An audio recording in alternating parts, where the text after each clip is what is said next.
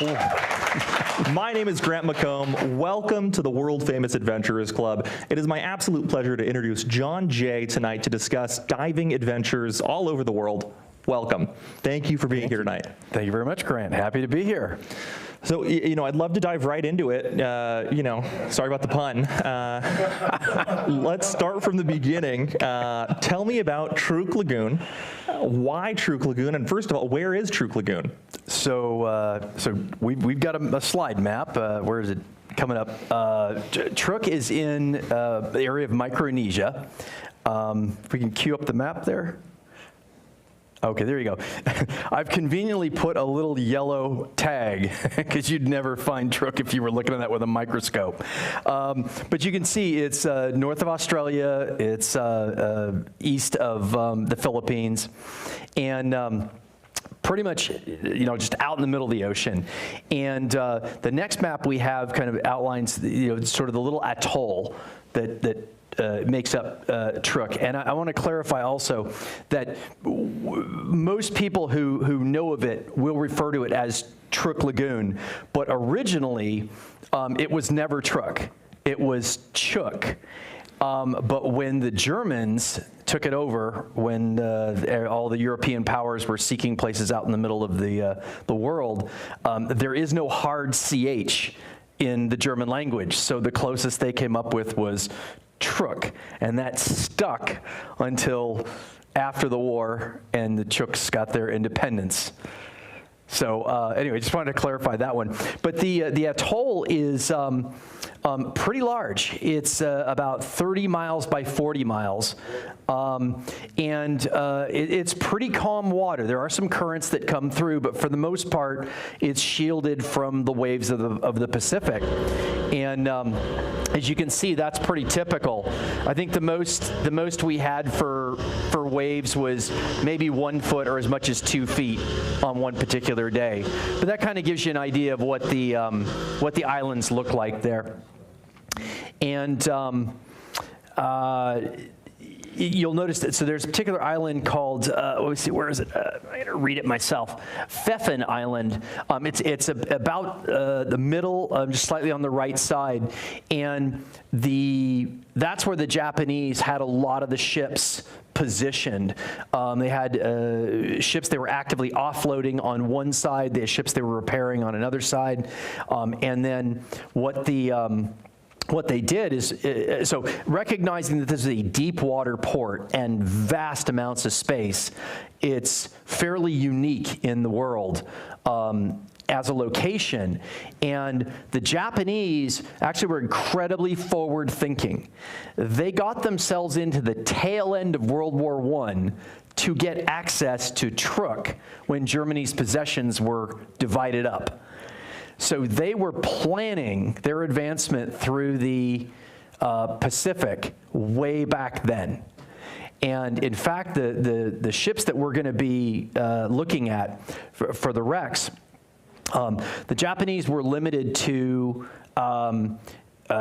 certain, gross tonnage requirements as a sort of a secondary power under the armistice in 1918.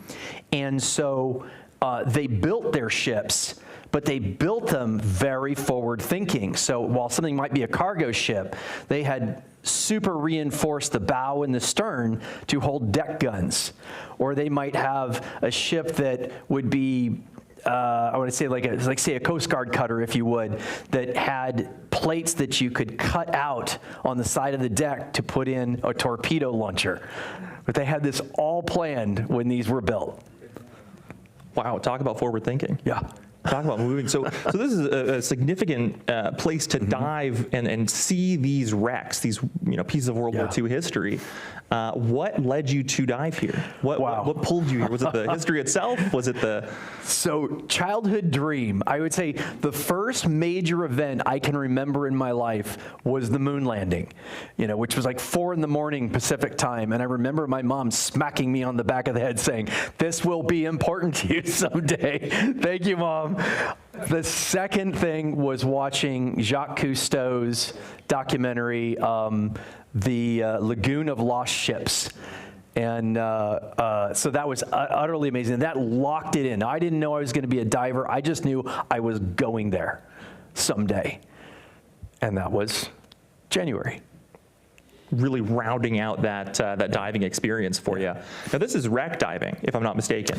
Yes, yeah. This is there are many types of wreck diving. I mean, there's archaeology wrecks, say wrecks that went down ages ago in storms and such, and then there's wrecks that are sunk for the purpose of training and curiosity. And then there's war-related wrecks, and I had never dove a war-related wreck, so. As we go through, I'll kind of express my amazement. Yeah, and this leads me to wreck diving and diving these sites. This isn't a first time dive. What kind of brought you to diving these spaces? Sure. So the wrecks of Truk, because they're war-related wrecks, there's not a lot of safety built into them. You get them as you find them, and so you really have to bring your skills to the wrecks. I was trained, I don't want to say 5 years ago, as a wreck diver. Yes, I could penetrate a wreck. With a reel, and do it all responsibly, but mainly those were wrecks that were cleaned up for the purpose of making artificial reef. Like Florida Keys had so many of those wrecks, the Spiegel Grove, the Vandenberg. But before I set foot on Truk, I went and got an advanced wreck certification, and that was really going deep in, say, the Spiegel Grove or the Vandenberg, and then having to deal with scenarios like absolute blindfold, silt out, then having to give up my regulator or having an entanglement. And so the idea with advanced wreck course is they put you through as many possible scenarios you could have when it all hits the fan, and you've got to keep your cool and work your way through it. Yeah, now being war-related, these wrecks, I'm sure the requirements are a lot different to dive them. Are you not able to enter them? Are you able to go penetrate into these vessels? So one of the fascinating things, many people have a perspective that the wrecks of Truk are for technical divers only. They are not. There's just as many wrecks in the recreational diving range from, say, 30 feet to 130 as there are from 130 down to 220. And obviously the deeper wrecks, you're going to want to have technical diving skills. But there's nothing wrong with a recreational diver going with a guide on very specific wrecks to be able to enter them without having to run a safety line.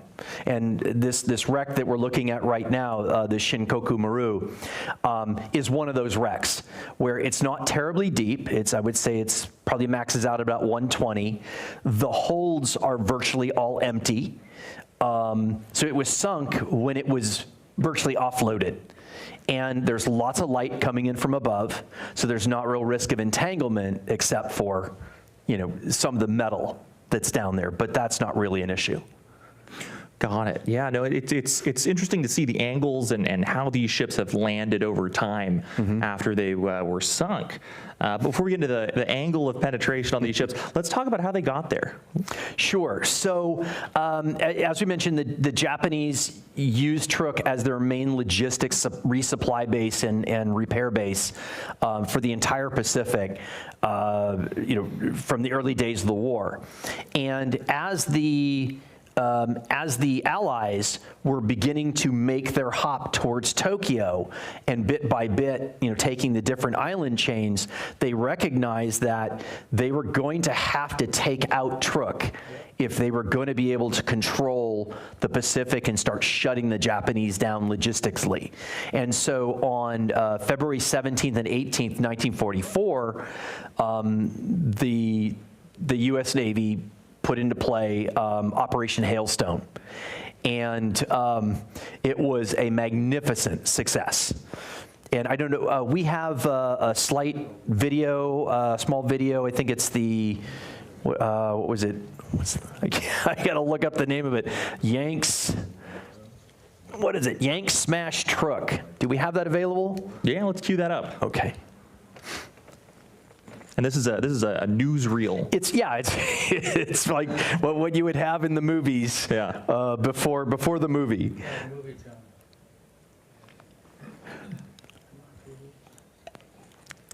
Please stand by. That's okay. Well, what we can also do is, I'm not sure if we can't, there it is, There we okay. go. And we'll just play a couple of minutes of it to get you this sense of it.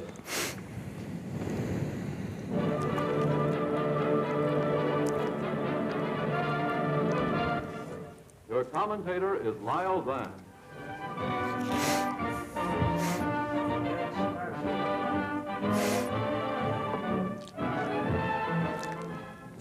The most effective United States carrier-borne air armada ever sent into action prepares a surprise blow against the powerful Japanese naval base at Truk.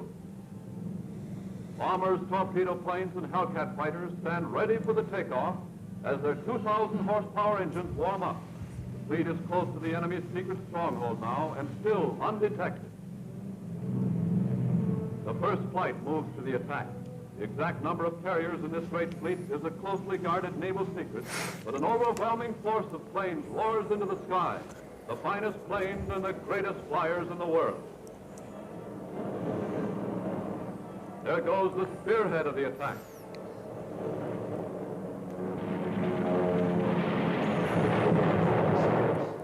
The defending Japs are stunned by the suddenness of the first blow delivered with crushing force on the heart of the great fortress in Mississippi. Like Hitler's Europe, Tojo just forgot to put a ceiling over Truk, and jubilant Navy cameramen take pictures to prove it. Roaring in from the sea, Navy bombers blast Jap planes before they can leave the ground and destroy their runway. The main islands of the Truk atoll suffer a pulverizing blow before the surprised Japs can organize any defense. Param Island, headquarters of the Truk naval base, is given a terrific pounding. Hellcats, Avengers, and Doppler's dive bombers sweep over in close formation. Wheeling around over the main island, pilots continue the work of destruction by bombing every important part of the great base. A base the Japs have been building up for over 20 years into a fortress considered impregnable. Ground installations, oil and ammunition dumps, flying fields, all are hit again and again.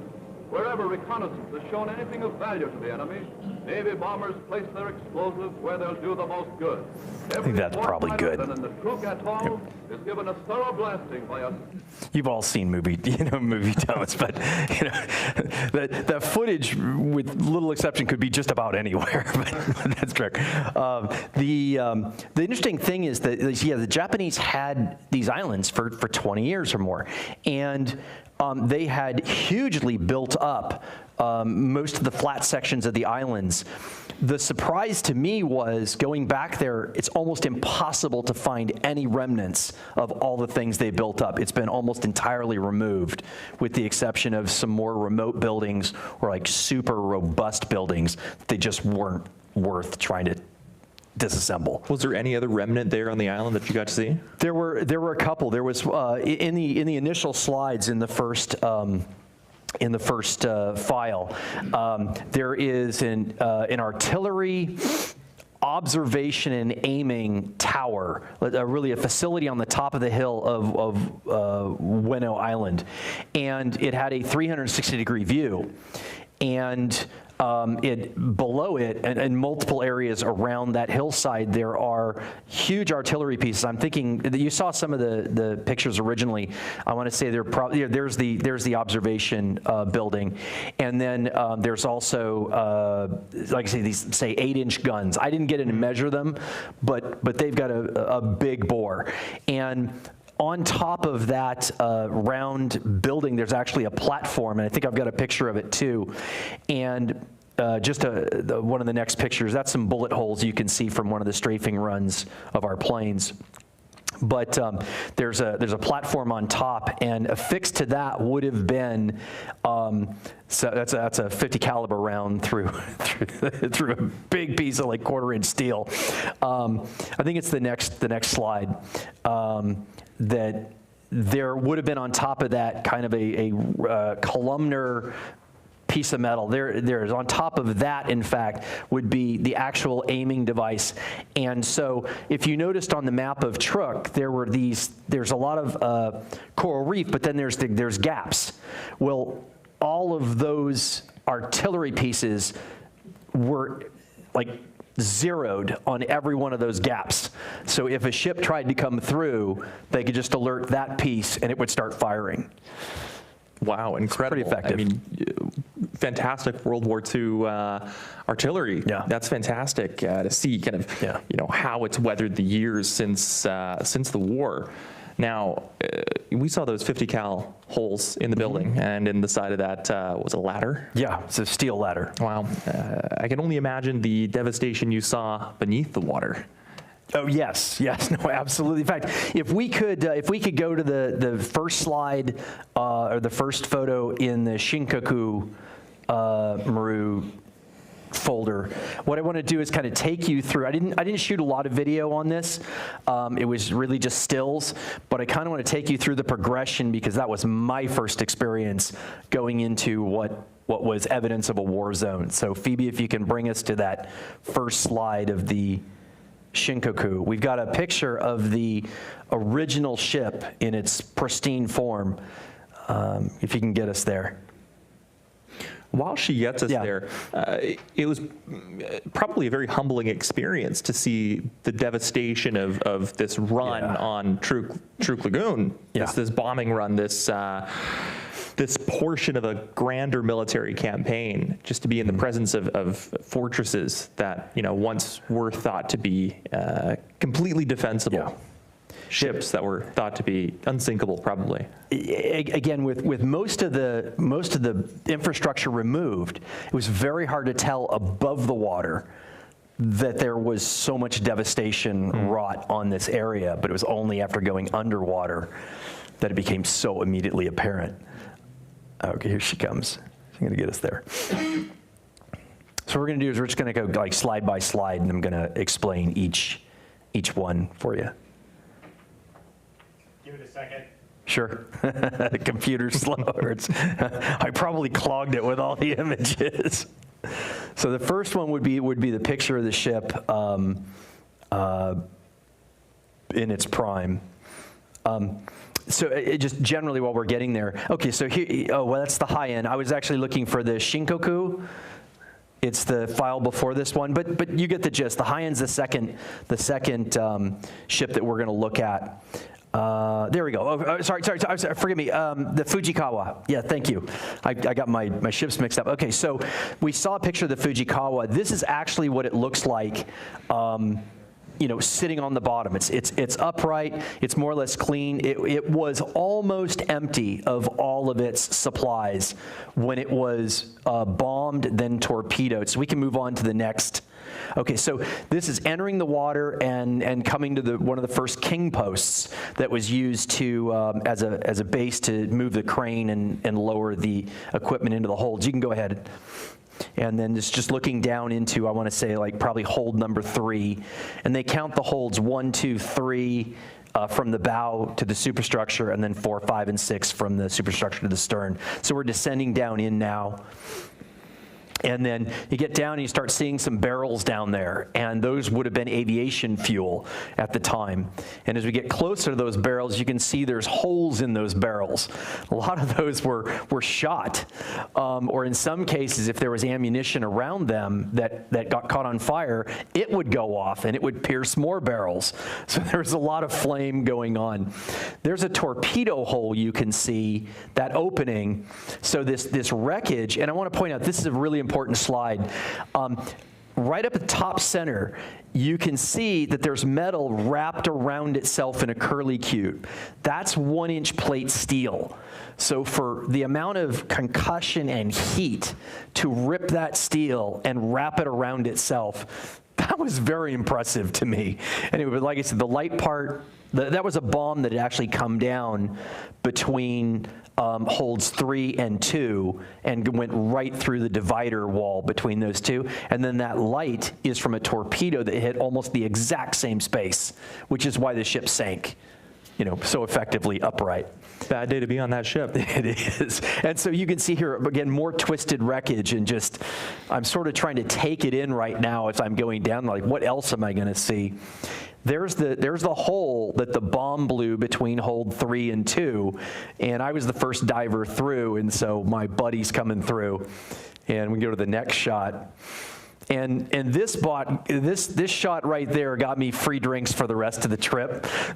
There's like, every now and again you make a diver look really cool, and he's like, I want that shot. I'll do anything for it. So we can move on. And so we had come through, and then we went out the torpedo hole. And that's David going along the bottom. And we're going to just circumnavigate the ship at this point. And then that's him actually under the bow. So it sank straight down, and yet it sank on a slight berm. So both the bow and the stern are actually above the seafloor, just by nature of where it's set. That's actually a life preserver that I'm presuming has been down there since the day it sank. Bit ironic, don't you think? It is truly. And then, another, again, unique thing about Truk, I don't think we talked about this yet. So Jacques Cousteau's presentation came out in 1971, May of 71. I believe Truk got its independence around 73. And the first thing they did was shut down all artifact hunting in all of Truk.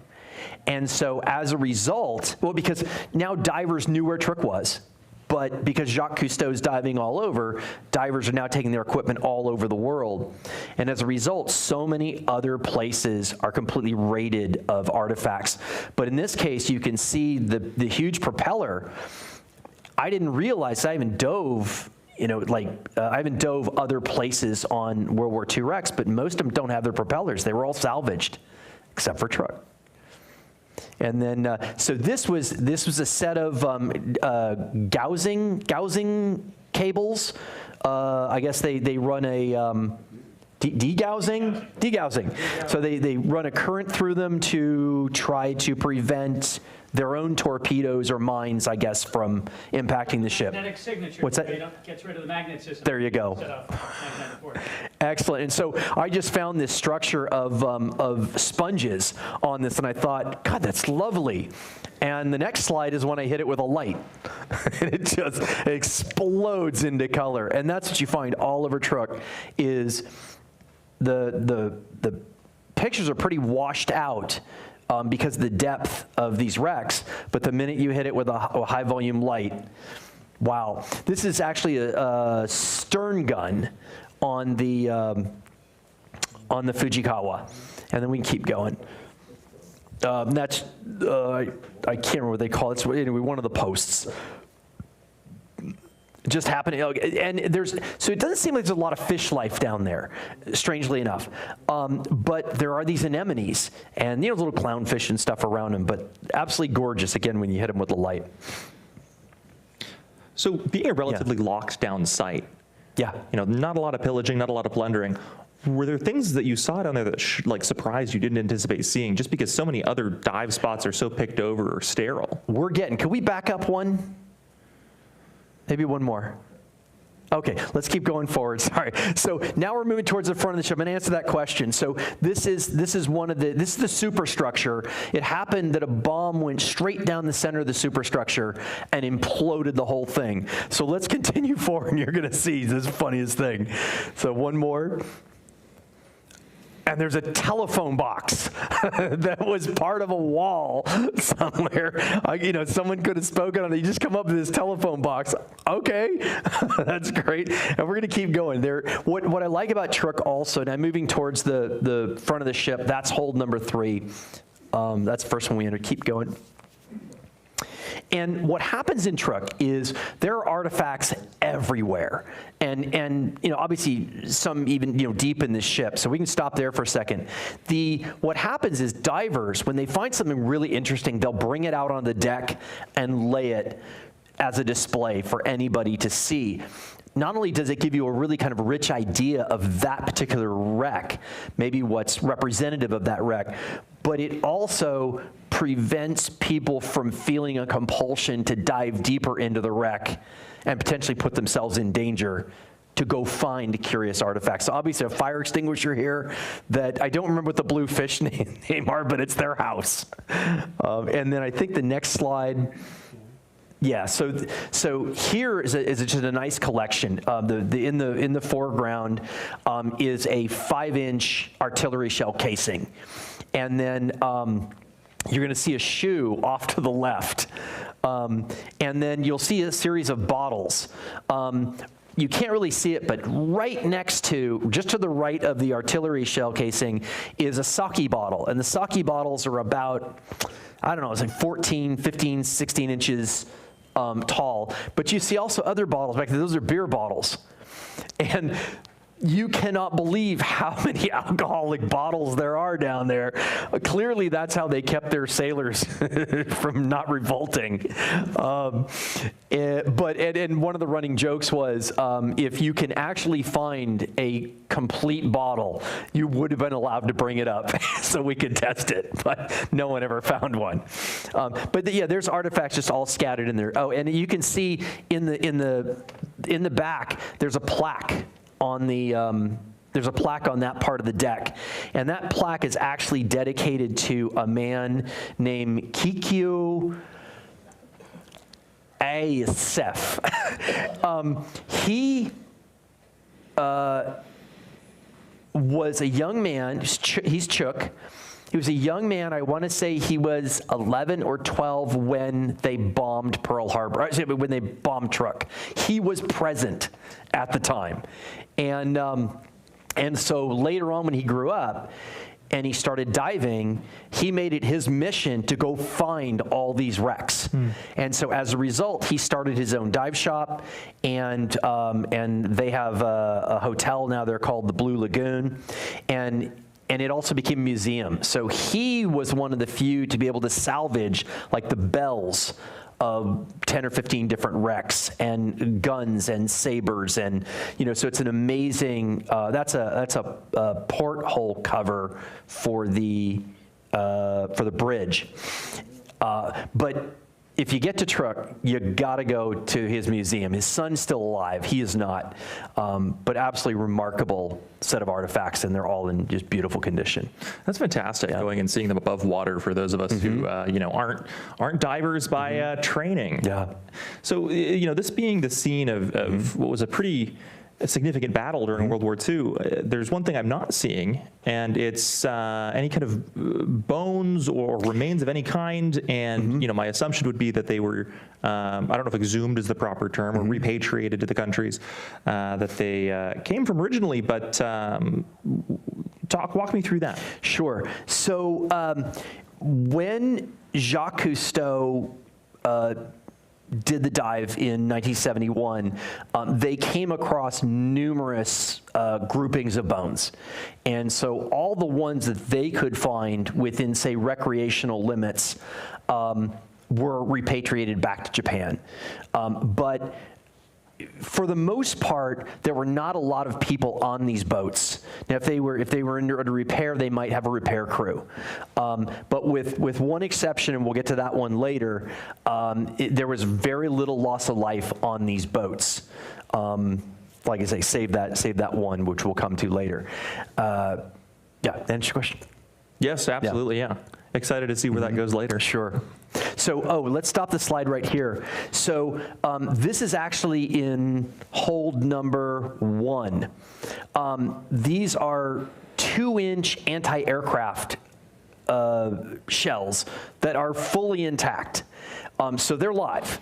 And we were, of course, given very clear instructions: don't touch them, because of whatever level of condition. And we were told that, I don't remember whether it was earlier this season or it was last season, or the last season that people dove, but I was told that 2 divers actually went down there, and one decided to take a picture of him banging and it went off. And so his buddy was rescued, he was not. So this site has claimed lives.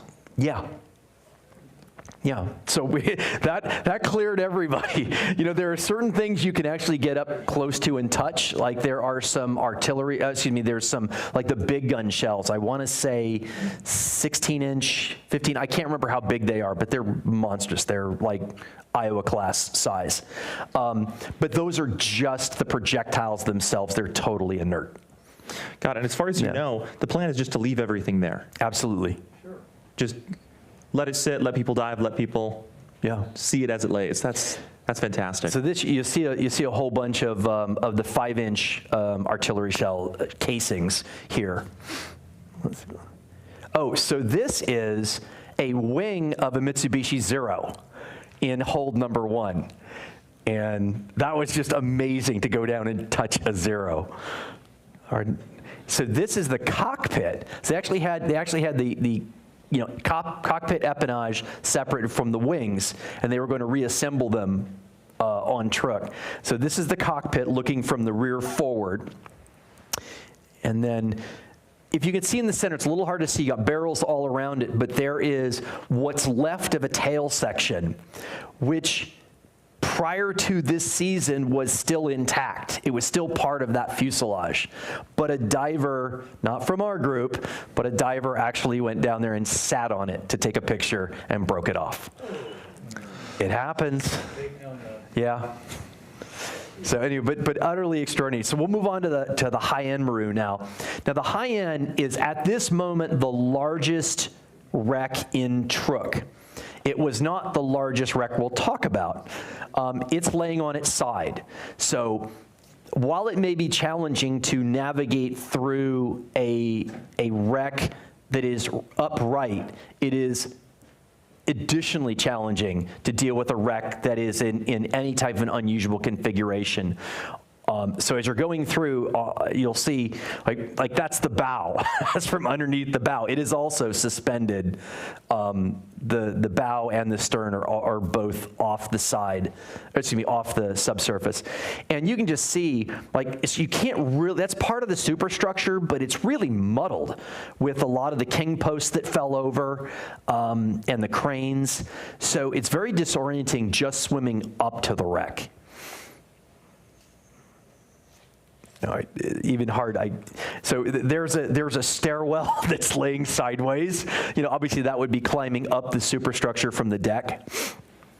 So going into these dives or wrecks that are kind of oriented. Let's hold there. Yeah. In a strange way. What are some ways that you orient yourself properly? Sure. So I would say the cleanest way is to run a guideline.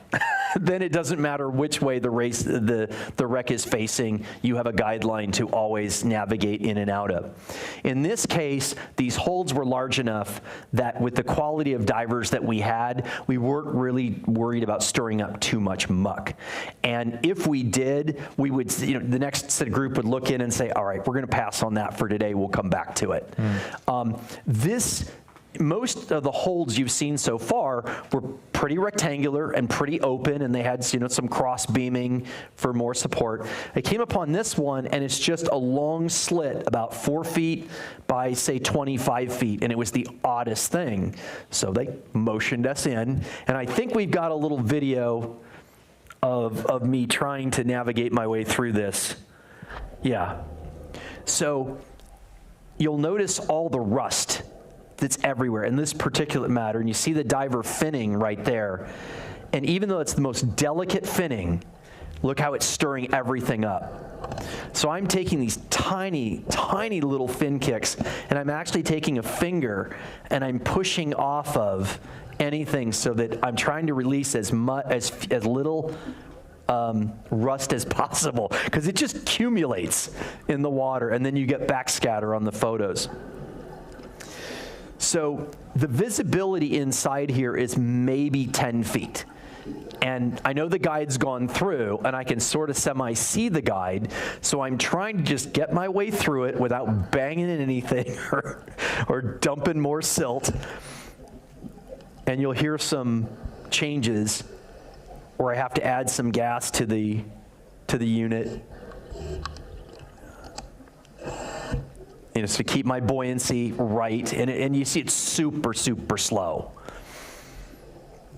And I'm coming around. I'm like, okay, they got us down on the, this is, I want to say port side. You can see the part of the hull where we've got these ribs. And coming back around, and you can see how murky it is. And this, we don't have that many divers in there yet. But a lot of tech diving is just staying calm. And so coming up to, oh, we're almost there. There's something very interesting coming. But you can see this like fog in the water right there? So that's how you know another diver has just come through, because it hasn't had a chance to settle yet. It just sits there. So a diver has absolutely made a path through there. And that's where I just banged into something, probably something overhead.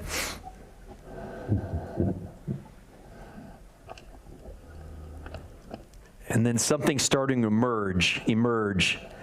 And, oh, it's a torpedo. It's just a torpedo sitting there.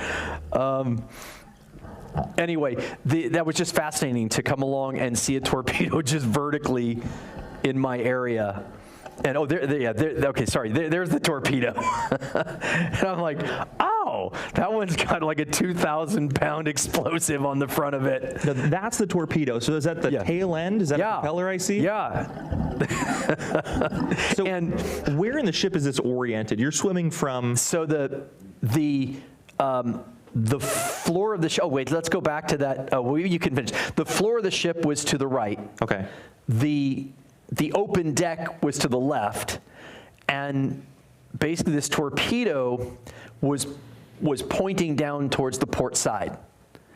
It was just laying there. Now, what I didn't realize on a later dive when I went in there after a lot of the silt had cleared, there's about 20 more torpedoes down there laying on the port side. So they were there just waiting for an opportunity. Just waiting. Yeah. That's great. Yeah. So again, it's just putting it all in perspective. So this is actually trying to get to the upper engine room. Most of these ships were built with 2 engine rooms. Prior to the war, they had a coal-fired engine room, which is down below, and then they made a mid-level engine room that you'd use the oil.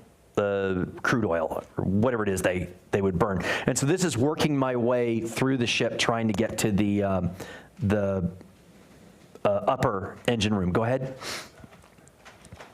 And along the way, I come across a passageway, and I don't know if you can see this, but there's a gas mask kind of deep back in there, and there's a plate. Like I would say China, that's just sitting there. It's utterly beautiful, and I wanted to go touch it and look at it, but somebody's like, don't do it, just leave it. So just to be clear, the piece of China is the white semicircle. That's right. Half circle. That's and right. The gas mask is to the right of it. It is. Kind of just sitting there in kind of the muck. Just muck, yeah. Interesting. So, and with the currents that come through, they will carry debris into these wrecks, and so over that many years, this is the upper engine room, and you can see my dive buddy is back in there with a light facing me. And then this is a light which would have been on the side of one of the bulkheads. The cool thing is there's still a light bulb in it. It doesn't light up, but the filament is still in place. Wow. It's absolutely extraordinary. Oh, and more of the 2-inch anti-aircraft rounds. And then out on the deck, so this is, I want to say, the starboard side, and here's a field of artifacts. And I want to say there's, somewhere in there's a phone. It's really hard to see. I don't know if I got a good picture of it later. Let's see the next picture. Okay, wait, there's the phone. So on the right side, there is kind of a gold and black blob. It's this really interesting, rounded, almost Art Deco kind of phone. But you'll see there's plates and different things. So the Hokie, oh, by the way, maru. Everybody's like, what's maru? So maru in Japanese apparently means circle or circuit. And so it's the idea that anything with a maru on it starts in one place, goes to another, eventually comes back to the place it started. It's a merchant ship. Yeah. So there you go. So the Hoki went down. Now let's stop this slide for a second. You'll notice that the bow is just blown out. So the Hoki was carrying aviation fuel barrels in its forward 3 holes. And when a bomb hit those, they exploded pretty much in one big mass and just folded the metal out. So I've got some great pictures of just how folded that metal is. But you'll notice that the superstructure, which is normally, say 5 stories high, is just sheared clean off. Wow. And I'll show you these. But the stuff in the back holds is in pretty good shape. So this is us going into the back holds. And in the front holds, you said there was jet fuel. There was, but it's no more. Yeah, It's long gone. But you'll notice there's some of the cross beams falling. But this has got lots of big artifacts in it. So there's just barrels down there, more aviation fuel barrels. And you'll see wine bottles, or beer bottles. Those are the smaller bottles, just littered everywhere. And so this is how aviation fuel would have been stacked up. But there wasn't, a lot of this had been removed by the time it got struck. Now those are aviation barrels that are actually suspended. They're, by the nature of the breakdown of the steel, or let's say the metal that made them up, they actually became fused to the side of the ship. And so what you're seeing there is what they call rusticles, like icicles. Those are rusticles. So there's bacteria in the water that attacks the integrity of the metal, the ferrous metal, and eats it. And it produces the rusticle as its waste product. So it's the weirdest thing to hang there. You don't disturb them because they will just disintegrate into powder. But it's delightful to look up and see all these aviation barrels defying gravity. With all these rusticles. Sure. Yeah. And so these are 2 radial engines for aircraft that were still in their braces. And obviously an electrical transformer, and a tractor, and then a different kind of tractor. And what's that, steamroller? Like a cement roller for doing what, I guess, asphalt? Well, yeah, perfect, thank you. So anyway, just love it. It's just sitting off in the middle, like it hasn't quite fully come off the deck yet. Now, do we know where the ship was bound? Oh, I'm presuming this was coming to Truk. Yeah, in fact, they were offloading bound to this. Truk, okay. Yeah. And there's some truck chassis there. And I guess a flywheel for something. It's huge. It's 4 feet and change. Extra propeller blades for whatever ship. And this one, so love this shot. You notice in the lower right-hand corner, there's a little symbol, and that's actually the logo of the company that I dove with on this. I'm gonna give them a plug for a second. So that's actually Dirty Dozen Expeditions, and it's run by one of the greatest guys I've ever dove with, absolutely wonderful human being, Aaron Armgrenson. Hope I got his name right on that one. He's Icelandic. Although people confuse him with Norwegian, but we're not going to go there. Anyway, what they do on each one of these trips is they try to set up positions where they've got the lights, and Aaron's one of the great camera guys. And we also on this trip had Jill Heinerth. I don't know if any of you know Jill, but she world famous female cave diver, wreck diver. She wrote the book Into the Planet. Absolutely extraordinary work. Definitely recommend it if you love diving caves. In any case, so Jill was down here also, and they set up these monster lights, and then they would bring us through in groups and then take a shot, and they were looking for kind of like the quintessential shot of the trip. That was me. So that was my moment. So I'm buying Aaron drinks for that one. Okay, and then out on the deck, here's it's a urinal, right? A bedpan with some light bulbs. So you can see 3 or 4 light bulbs in the middle of the pan. There's a metal cup and part of a anti-aircraft casing. And then I came across this, which I think what it is, so it says Exide on it, and it was like a brick. I mean, it just didn't seem to open or anything. And I think what it is for a boiler, it's these bricks they'd put in the boilers to do something, to conduct heat. I don't remember what. My guess, I'm still trying to figure that one out. But I love the German writing on their X side. So this is coming off towards the superstructure, towards the front of the ship, and you can begin to see how the port side is peeled off by the explosion. Let's keep going. So this is looking down from the top of the superstructure, and that's the entire port bow folded over, the port side. And then on the right hand right there with my dive buddy as scale, there's about 5 stories of metal that just sheared clean off. That was the superstructure being compressed back onto itself. And then you see the starboard side folded over. Yeah, it's just mind-boggling. But the interesting thing on this was how aviation fuel has one effect in terms of how it expands and destroys the space versus something with armaments built into it, which you'll see later. Yeah. Yeah, the sheer force of that explosion to peel that metal back and just expand it like that is.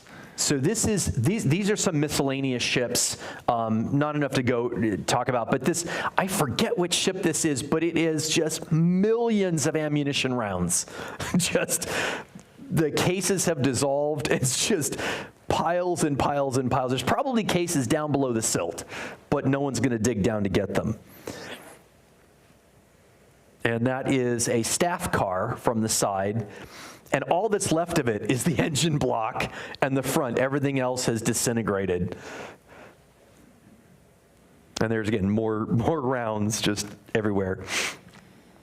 And then I think we're in, let me see, are we in the Sank? Yeah. So that's another aviation engine block, so a radial engine in its case. Oh, okay, here's the Sank. So this particular transport ship, a lot of them had these, up on top you can see, what is a skylight, to their upper engine room. So this was one that had it, and it had just the most beautiful, like it was a little turbid that day, but on a beautiful day where the water's clear, that's just crystal. And so you can see all of the equipment and all the engines right there. But we're going to go down on the next slide. We're going to go down to the lower engine room. And this is where Aaron was set up the next day for photographs. And so he's got his lighting down there. And you can see over on the was it the right side of the screen? Wait, left side of the screen, excuse me. There's all the switches for the electrical for the lower engine room.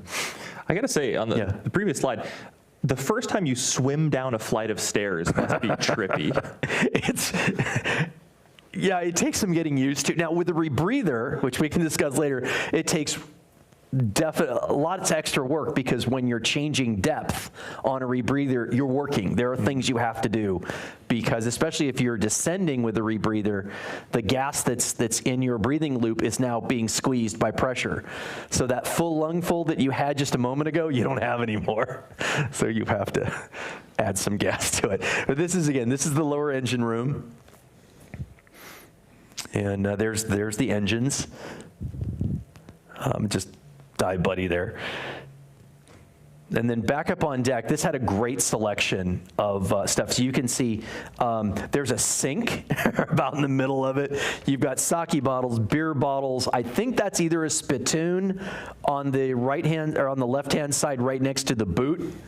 And there's, you can see some, on the right hand side, you can see some casings for the light bulbs that would be in the hallways. And here is the flybridge.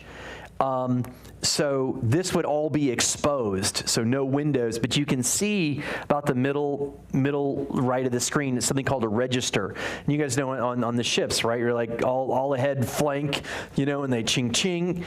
Well, that one actually still moves. It's one of the few that does. So I got a video of myself playing with it just to have it. But it's really nice to have that nice open area with the register still working. Which one is this? This is the Nepo Maru. So that's, the gas mask just sitting out in the open like that. Truck that is basically, when the ship went down, everything shifted because they had trucks and tanks and different things on deck. And so this truck actually shifted and is almost falling off, but it's still holding on. Just various artifacts. Okay, so artillery, I guess these are anti-aircraft, I'm not sure, but there were 3 of these on the deck, and so I happened to get my 2 dive buddies with their lights right behind it. I swam ahead just to get this shot. Okay, stop here. So one of our divers, who will remain nameless, got a nickname for this shot. He is now called Rocket Man because he decided to just propel himself off the deck. And granted, it was the end of the dive, but there's decorum. You just don't do this. And but you could see how that silt, just with one good whoosh of a kick, silt just blasts up. So that silt's going to be there till the next day. It takes that long to settle. It could, wow. Yeah. Well, it can also, descend down into the wreck. So here's just, it's like some of the sponges and the different fish with color, and there's so much color. And so here's the bridge of the Nepo Maru, again with my dive buddy, and we backlit the steering post with the gauges, and it looks a little R2-D2, they call them sometimes. Okay, the Ikoku. So let's stop here for a second. So the Ikoku is really a ship with a reputation in that with a very large bow gun and a very large deck gun and a bunch of other guns on this thing, the Ikoku had a reputation for chasing down Allied merchants and blowing them out of the water. It sunk a lot of ships. In fact, I don't have it with me, but there's a movie tone reel where they talk about, it's actually listening to a captain who's being chased down by this ship. And so this ship, like I say, very notorious, just happened to pull into Truk the day before Operation Hailstone. It had on board almost 800 people, and they were mostly bean counters, just folks that were clerks. Some soldiers, but mostly clerks. And they had pulled in and were offloading the decks, or excuse me, they were offloading different things, but they hadn't really gotten there yet. In the forward hold was aviation fuel, cordite, explosives, everything. Next slide. And so you notice one bomb went straight down in there and the entire thing exploded. So the entire front of the ship is gone. There's no remnants even on the seafloor, and I'll show you the next slide, but not yet. The back of the ship is almost perfectly intact. So even though there was this massive concussion, it just destroyed the front of the ship and left the superstructure and the rear holds virtually in perfect condition. Go ahead, next slide. So this is a picture from another plane of the Ikoku exploding when that bomb went in there. And from the right side, or excuse me, from the left side to the right side, you can see the wreckage going out. That's over a mile distance between the furthest on the left and the furthest on the right. So they were estimating that was in the kiloton range. So not quite sure. Halifax, maybe, level, not quite sure. Big. Yeah, big. So the Ikoku was the wreck that was the actual longest of any vehicle that was there at the time, but because of the bomb, it is no longer the longest. Wow. Underwater, yeah. So I just have a few pictures. Now, unfortunately, visibility is really bad this day. And so that's just a picture of the debris field where what was left of the superstructure as it was crushed in front. And that's at about 140 feet. And then we'll go to the next slide. This is a plaque that they put up. It's about 150 feet on the superstructure, and it's basically a plaque to everyone who died in this wreck. And, oh, I'm sorry, what I forgot to mention was that most of those 800 were still on board when this bomb went off. And the concussion is actually what killed them. So they just fell where they stood. And that's where when Jacques Cousteau came in and they went into the hold number 4 and found that the Japanese had used it as a barracks, there were just piles and piles of bones. Wow. So those are all gone now. There are bones, deeper parts of the wrecks, and this is a deep wreck. This one goes down to over 200 feet. But on the next slide, I'll show you, you've got a compass housing and a plate, and what's really kind of hard to see is just below those, there's some linear shapes. Those are femurs, mostly. And it just happens they're covered with some algae that's grown down there. But yeah, the Aikoku is it takes your breath away to be down there and read that plaque and understand what happened there. Now I have no more pictures of the Aikoku because we actually dove down to 180, and even though my my GoPro housing, according to its marketing, says it's supposed to go to 200, the button started to depress at 160, and I couldn't shut it off. I couldn't do anything. It was in panic mode, and it just went until it died. So all of that was junk. We'll have to collectively send a letter to GoPro about that. Oh, I do. But since you don't have any pictures beyond this, I think this is a great jumping off point into the gear. You know, throughout your pictures and your presentation, there are a lot of great pictures of divers and the gear that they were using for this dive. I've dived a handful of times, or dove a handful of times, and it was all relatively shallow, relatively warm water. So my gear looked nothing like the gear that's behind you. So I'd love for you to walk us through what you've brought for us today. Well, it's show and tell, boys and girls. And so, anybody who's done, basic scuba diving, you all start out in what's called open circuit. And the open circuit is you have gas compressed into a cylinder, right? When you want to, you breathe in on your regulator and the gas comes through into your mouth at a certain ambient pressure. And then when you're done with that gas, you exhale and bubbles go out into the ocean.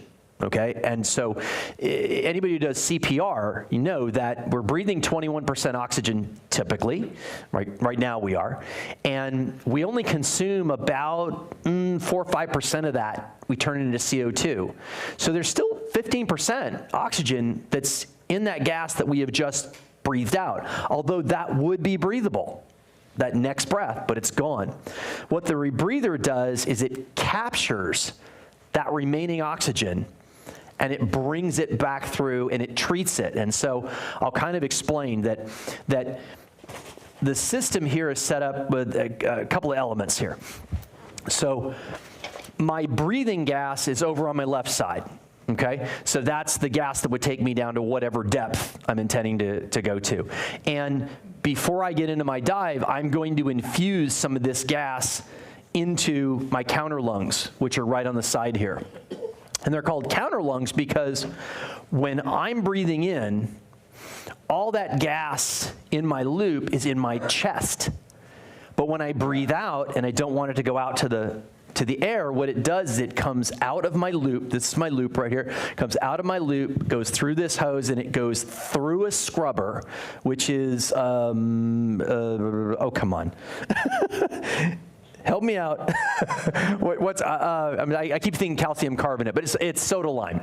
Right. So we have... Oh, it depends. Okay. So the point is, it looks a lot like kitty litter, so we actually refer to it as kitty litter. Mine holds about 5 pounds of it. And how much you have can often determine how long you can stay down. I get about 1 pound for every hour of usage. So the CO2, the entire gas comes through, and I'm going to turn this around here. Okay. Oh boy.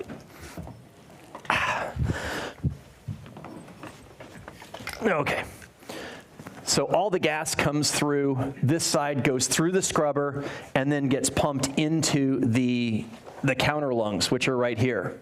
When I'm ready to take that next breath in, I breathe in, it pulls all that gas out of the counter lung, goes through this scrubber, goes, oh, back up. Oh, by the way, this is my oxygen tank. Okay.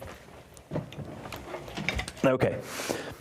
Goes through this scrubber, comes back to the loop, goes into my lungs. And then it's just repeat. Now, different rebreather, well, there's 2 types of rebreathers. There's manual rebreathers and there's electronic rebreathers. The vast majority of rebreathers on the market are electronic. And that means that they have a little solenoid in there, a little bitty computer chip that says, it's kind of like cruise control. It says, oh, you want to keep a certain mixture of gas, a certain level of oxygen in your loop? Fine, we'll take care of that. So when you descend down, let's say when you descend down, it's going to shoot some of the diluent, your regular gas in there. When you're ascending, it's going to shoot some of the oxygen in there. So it'll do this work for you. Now, it's not going to vent it for you, but it will put it in there. So you have to be venting at various times. This is a completely manual rebreather. And what that means is I have a computer which has oxygen sensors just like the electronic ones. All my computer does is tell me what mixture is in my loop, what percentage of oxygen. That's it. What I choose to do with that information is up to me. And so kind of how I decided on a manual rebreather, I'm sorry, let's back up. So I have a control here where I can either shoot in my regular breathing gas, or I can richen it up with some oxygen. So we call this regular breathing gas diluent, because the idea is you can enrich in with oxygen, but you have to dilute that oxygen at times so that you don't breathe too concentrated a percentage of oxygen that you might actually have a medical problem, like go into convulsions. Sorry, where was I? I lost myself. Oh, so like I say, I have to use the computer to decide what to do, what action to take. Now, as I mentioned, as we descend, pressure pushes in on any gas space. Well, my counter lung is a gas space. And so as I descend, I have to constantly infuse the rebreather with my diluent, my breathing gas down there. And then if I'm ascending, my percentage of oxygen is now dropping as I go up, so I have to infuse with oxygen, okay, over here. This tank right here is strictly for decompression. So I have 2 hoses here, one that will pipe in my diluent, and then when I'm on the end of my dive and I'm going up and I need maybe an hour's worth of decompression, I will change it over to my diluent bottle. My deco bottle. And so that way I'm really maximizing the amount of gas that stays in these tanks versus breathing it on open circuit. But therein lies the backup. Let's say I had a problem with my rebreather. My computer died, or I have some errant messages from my oxygen sensors. Well, I've got bottles right here. I become an open circuit diver at that point. So yeah. What does this whole system weigh? Right. So it depends on the tanks you're slinging. But the KISS is one of the lightest rebreathers on the market because it is so simple.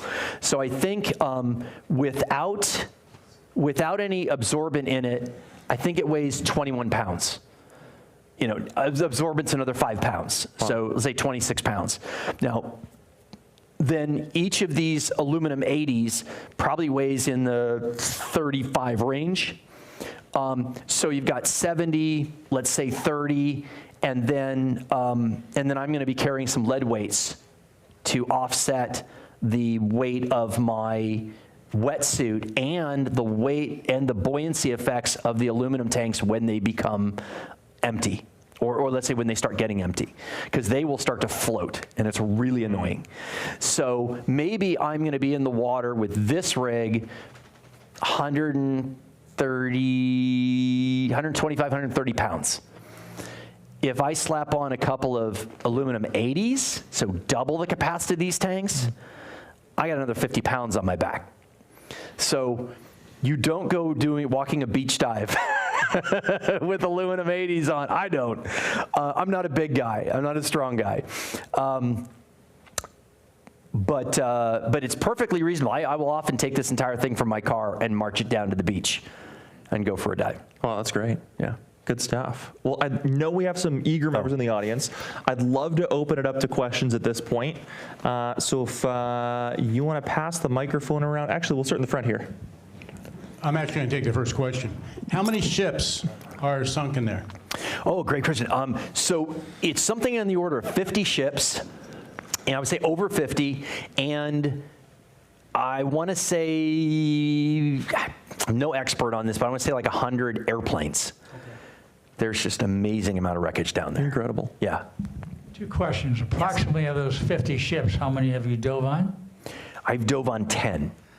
And the other question is, do you require a local guide to lead your group onto the wrecks for your daily dive? That's a great question, because for the first 2 days that I dove there, we had guides available, but they were only open circuit. I mean, so they couldn't really penetrate the ships, so we were kind of on our own. This is working out of Truk Stop, which I absolutely loved working with Truk Stop. They were so easy to work with. That's one of the hotels there. But we had to, you know, put our big boy pants on and manage ourselves. We were so excited to be down there, but we knew, like, there's places to penetrate and places not to penetrate. Well, again, are you required to have local talent with you to lead you through the dives? No, but they're highly effective because, like, yeah, it's optional. But for instance, we had been on one, we picked the high end, the second one, the one that's on its side. We had been on that wreck without guides, and it was very interesting. But the next time we went on with the guide showed us some things that were there. We could have seen them, but we would have never looked for them. Like, for instance, and not necessarily on that wreck, but there is another wreck where you go into a certain place and you turn and you look up, and there is a full med kit, like a period med kit with everything. And it's there. Wow. But you don't tell anybody where it is because obviously people would muck with it. But so that's like, they don't show everybody that, but they showed us that. Wow. Of the 800 people you said who perished in that ship that blew apart, were they all combatants, or were there some non-combatants as well? Yeah, the vast majority were clerks. They were non-combatants. Yeah. As I understand it, yeah. John, we were on 2 different trips to Truk in '79 and '84. And we noticed a terrific change in the condition of the wrecks in just that short period of time. Wow. And when were you there last? January. Of this year? Yeah. Well, there must have been a tremendous amount of deterioration of the wrecks in that amount of time. The challenge is I have no frame of reference to call from it. So I imagine that, you know, with you looking at the photos, you probably would see something very different than I did. I have to say that we got really some marvelous images way back when, and you could really see a lot of good detail. And this brings up the Titanic, which is also deteriorating tremendously these days. Yeah. Rusticles and all that. Also to respond to that, I dove the Red Sea last year, and we dove the Thistlegorn, which is up in the northern Red Sea. And I was talking with one of my dive friends that I didn't know had actually dove the Thistleborn in 1991 when it was rediscovered. So apparently Jacques Cousteau found it in the 70s. They lost it again and then refound it in 1991. And she was doing her dive master in Egypt the next week. And so the instructor's like, that's it, your dive master training is on the Thistlegorn. And she was talking about sitting on motorcycles with seats that still had the covering and the cushion and the mirrors. Wow. That stuff's all gone now. But As a brief aside, I'd love to see the pictures that you captured at Truk. Mm-hmm. Yeah. You know, juxtaposed against the pictures that you captured. Maybe we put that up on the website and kind of see how time has treated this dive spot. Yeah. I understand there were a number of warships that were sent out prior to the attack because the Japanese were warned that the attack was coming, and so that's why most of the things that you saw were cargo ships or merchant ships and no warships. That's correct. Some of the biggest and most important targets things that would have been targets, they were apparently, I guess, a day or two before Operation Hailstone, they actually sent a plane in to just make sure of what was in the bay, and that spooked the Japanese enough to get the bigger stuff out of there. But it would have been really helpful if they had stayed. Yeah. Yes. Yeah, I must tell you, I'm jealous of you for a number of reasons. My days go back to horse collars and DVDs and round masks. Yeah. You should have been here about 10 years ago when one of the guys in our club was the inventor of much of the equipment used by Jacques Cousteau. That's amazing. The underwater equipment. Great guy. But jealous of you. The best I ever got to was Sharm el-Sheikh, the Red Sea, a lot of Hawaii stuff and Caribbean stuff. But you guys, to me, our gauges started becoming red at 100 feet. So our expression was red is dead. So if you got to 100 feet, you're in trouble. You're going to die. So that was as far as we ever went. But I'm jealous of you. I also am envious of your name. My name is Jay. But yes. Supreme Court Justice John Jay, right? That's correct. Same guy. So we got something in common, last names. We'll chat further.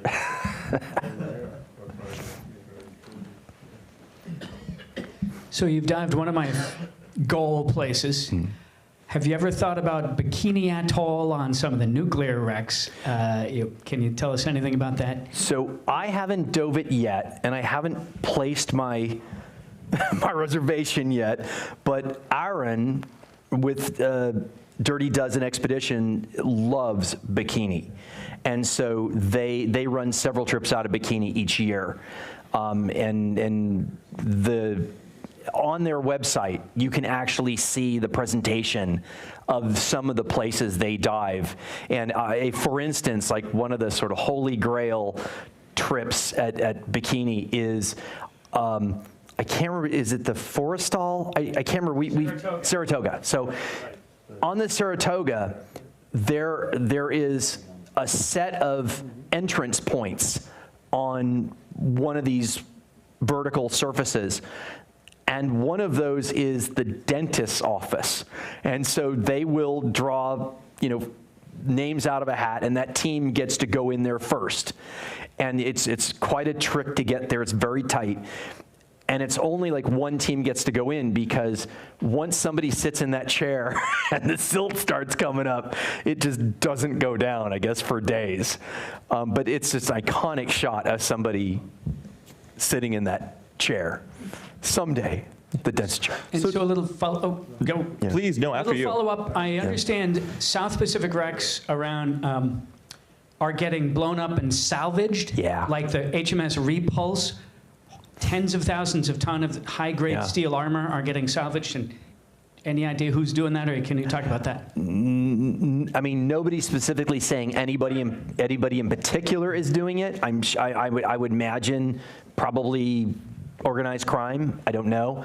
But I discovered recently that, I heard about that happening, and it's happening at an increased rate now. And the issue is that apparently in the atomic age, there's enough fallout just naturally on Earth now that when mining metals and refining them, that trace level of fallout is enough to throw off high precision medical equipment.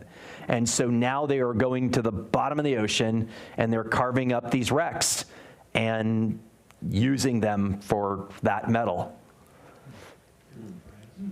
Michael Bortner, 1238. Going back to the decomposition question, I remember first hearing about Truk before I was even a certified diver. I think I saw an article in Skin Diver magazine, maybe 1971 or 2, something like that. And so I remembered at that point that was something I was going to do.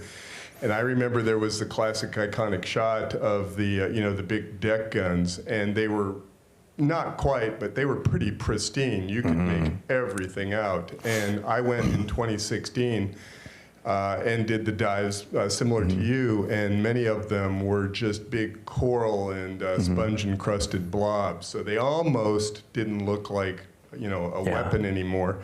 And I did read recently that they said that the decomposition of the, the hulls, the superstructures and everything was becoming such a problem that they are getting concerned that eventually, the wrecks are falling in upon themselves. And so that will become a danger to sport divers in the next few years. So to just add that. And there's, to that point, there were definitely some wrecks there that we were just told we're not going to those wrecks because in some cases, the cables that might be on the ceiling have all fallen in from the decking disintegrating. A lot of that was also wood decking. And so as those cables fell, the risk of entanglement's so high that they're just like, that one's just off limits. There's so much more to dive. Yeah. I wanted to comment that I've been to visiting Iwo Jima 70 years later, and the unexploded ordnance was still killing people. So you're lucky you didn't touch anything. And I'll take the last question here. What's next? So I'll be going back to Truk. One of the things that I'm going to be doing is working with the owner of the Truk stop to help him get his dive operation, basically post-COVID, back up to standards. When they shut down for COVID and nobody dove there, say for instance the tanks went out of visual inspection and regulators need to be dealt with and stuff. So I was originally planning on going back from right after DEMA, from November through January, so hopefully 75 to 90 days. And there I would really learn the wrecks for the purpose of touring people and also invite dive friends to come and play. And then, but I'd also be filling tanks and blending gases and doing my service tech work on whatever equipment's there. And then, so that's coming up. And then I may have to go back in June or July. I have to figure out what's better to get it moving faster. And then I've got September, first 2 weeks in September, I'll be diving for gold in Northern California.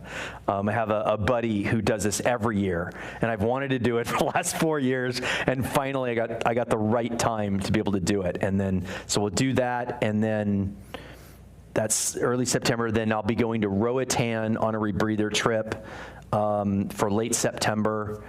October, I'm going to be in France with my daughter, and then going out and diving the Oriskany in late October or early November prior to DEMA. Oh, and then, sorry, okay, so that's that. And then in 2025, I've got a trip, a kind of very private trip with divers that all know each other, like diving with each other, and they're all photographers. I am the worst photographer of all of them. And we'll be going to the Marshall Islands. And because it's a private tour, we will be dictating where our boat goes and what reef it dives on. And so chances are those reefs may never have been dove in the history of diving. Well, we can't wait to have you back in 2026 so you can tell us about that adventure. That's got to be good. Thank you so much for coming and chatting with us about diving tonight. Ladies and gentlemen, John Jay. Thank you, everybody. Thank you so much, Grant. That was awesome. Thank you. Great fun.